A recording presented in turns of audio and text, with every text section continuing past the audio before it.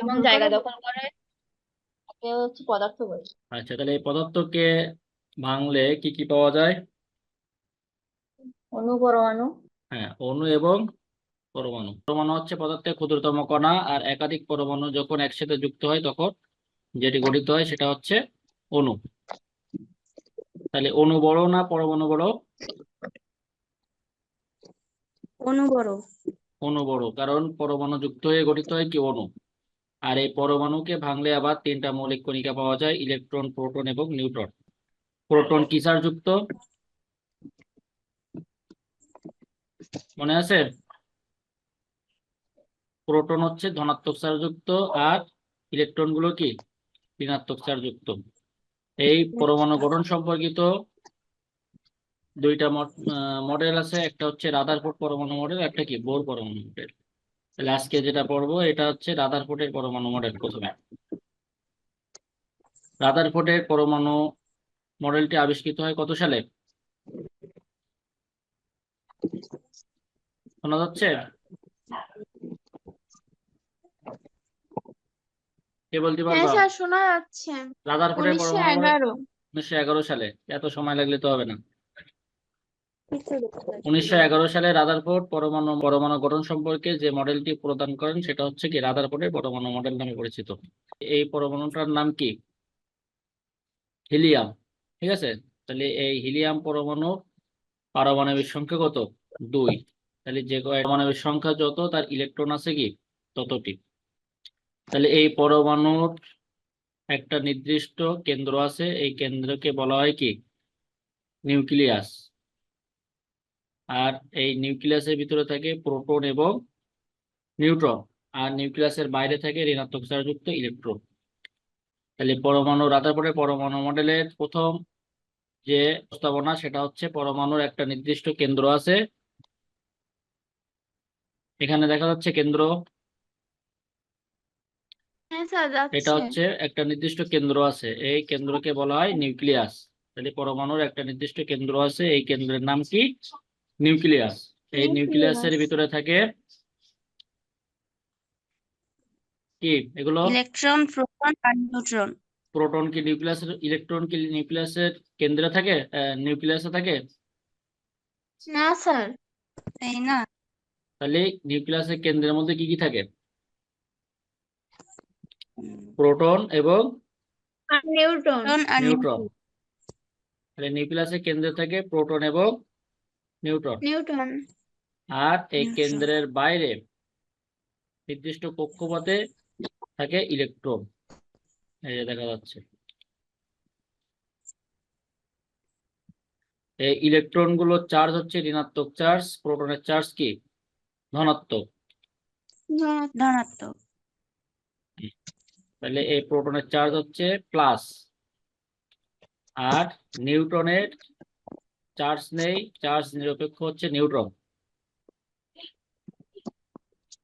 আর এই যে নিউক্লিয়াসের চারপাশে যে ইলেকট্রন গুলো আছে, এই ইলেকট্রনের চার্জ কি ঋণাত্মক। ধনাত্মক। এই ঋণাত্মক চার্জ যুক্ত ইলেকট্রন গুলো, এখানে একটা কক্ষপথ দেখা যাচ্ছে, এই নির্দিষ্ট কক্ষপথে অনুমোদিত কক্ষপথে বৃত্তাকার কক্ষপথে কি কিভাবে ঘোরে দেখা যাচ্ছে। তাহলে এইভাবে নিউক্লিয়াস চারপাশে ইলেকট্রন গুলো বৃত্তাকার কক্ষপথে ঘোরে। এইটা আহ রাদারফোর্ডের পরমাণু মডেল অনুসারে একটা সৌরজগতের সাথে তুলনীয়, যে সূর্যকে কেন্দ্র করে যেমন গ্রহগুলো ঘুরছে, তেমন নিউক্লিয়াসকে কেন্দ্র করে ইলেকট্রন গুলো নিউক্লিয়াসের চারপাশে ঘুরতে থাকে। তাহলে প্রথম রাদারফোর্ডের প্রথম প্রস্তাবনা হচ্ছে পরমাণুর একটা নির্দিষ্ট কেন্দ্র আছে, এই কেন্দ্রের নাম কি নিউক্লিয়াস। এই নিউক্লিয়াসের মধ্যে থাকে নিউক্লিয়াস। প্রোটন এবং নিউট্রন।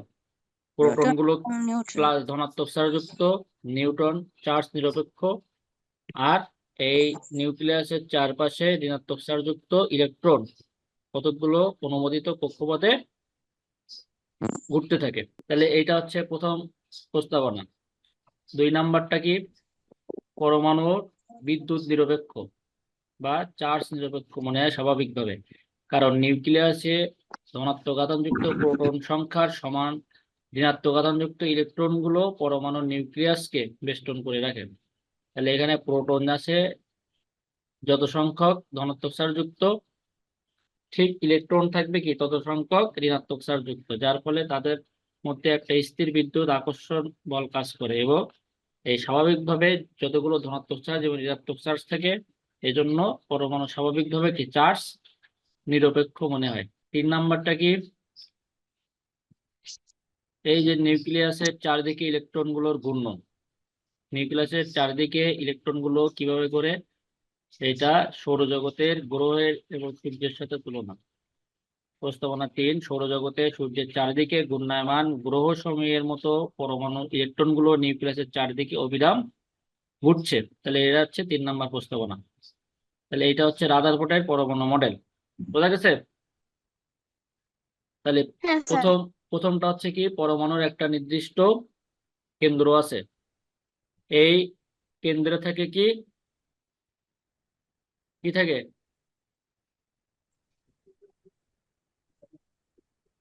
স্যার কেন্দ্রে কি থাকে? নিউক্লিয়াস। কেন্দ্রটাকে বলা হয় নিউক্লিয়াস। এই নিউক্লিয়াস নিউক্লিয়াসের মধ্যে কি থাকে?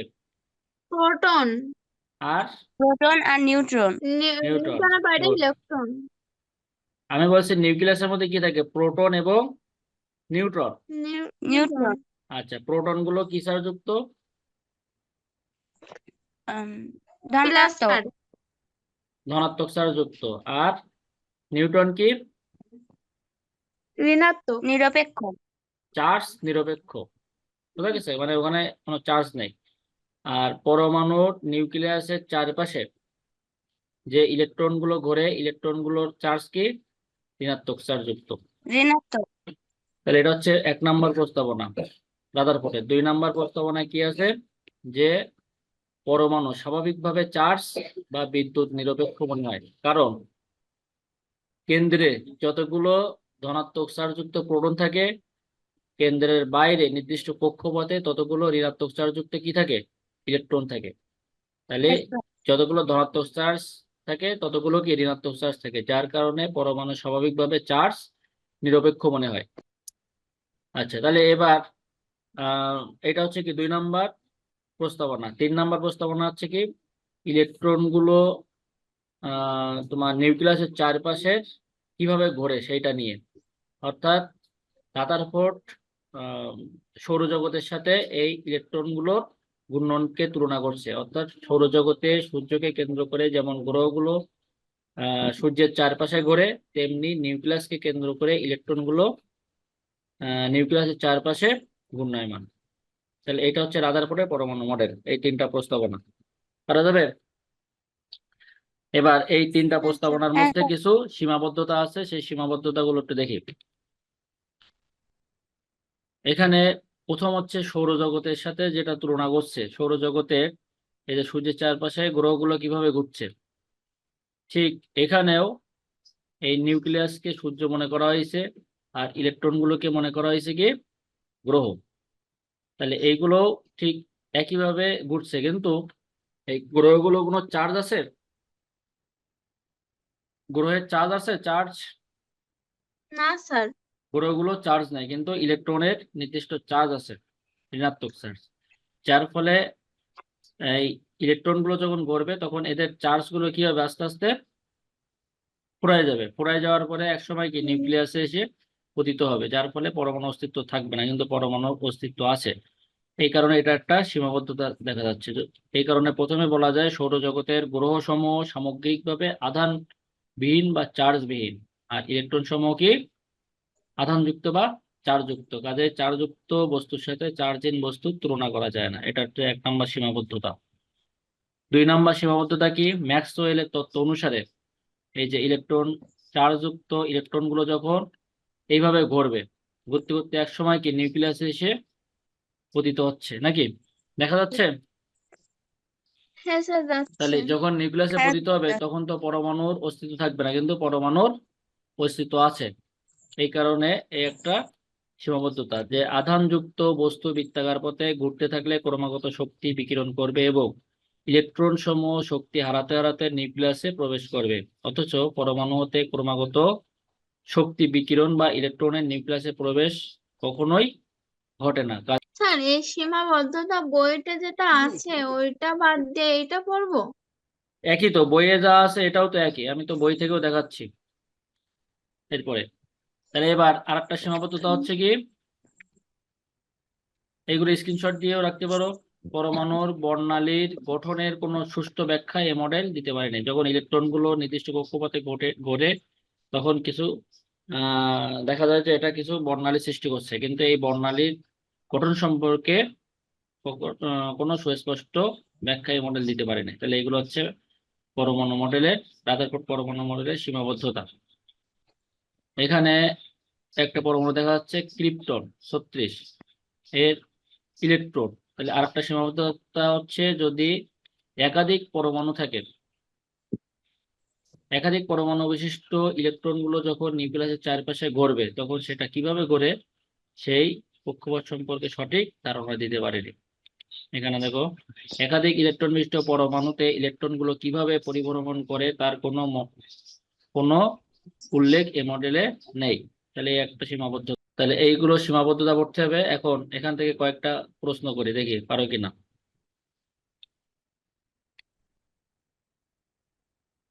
রাদারফোর্ডের পরমাণু মডেলের ভিত্তি কি? তোমরা নিজেরা একটা অনুমান করে প্রশ্নগুলো অ্যান্সার লেখো, তারপরে আমি বলে দিচ্ছি। রাদারফোর্ডের পরমাণু মডেলের ভিত্তিটা কি জিনিস, মানে কিসের উপর ভিত্তি করে রাদারফোর্ডের পরমাণু মডেলটি আবিষ্কৃত হয়েছে? না পারলে স্কিপ করে রেখে দাও, সমস্যা নেই, পারা যাবে। স্যার সৌরজগতের সাথে।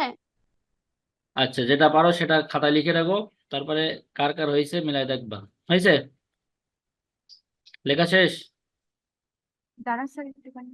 আচ্ছা, এটা অ্যান্সারটা নিজেদের মতো লেখো, কার কার মিলে যায় দেখা যাবে। আচ্ছা, দ্রুত বলতে হবে। শেষ? 2 নাম্বার করছেন। এখানে দুইটা চিত্র দেখা যাচ্ছে, চিত্র দুটির মধ্যে কোনটি সৌর মডেলকে সমর্থন করে? দেখে ফেলো দ্রুত।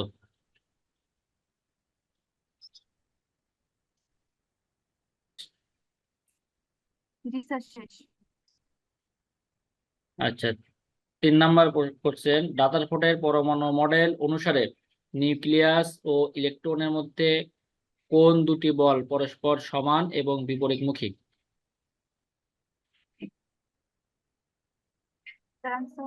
আচ্ছা, এগুলো অ্যান্সার লিখে নাও, তারপরে আমি বলে দিচ্ছি। এবার কার কার মেলবে সেটা বলবা।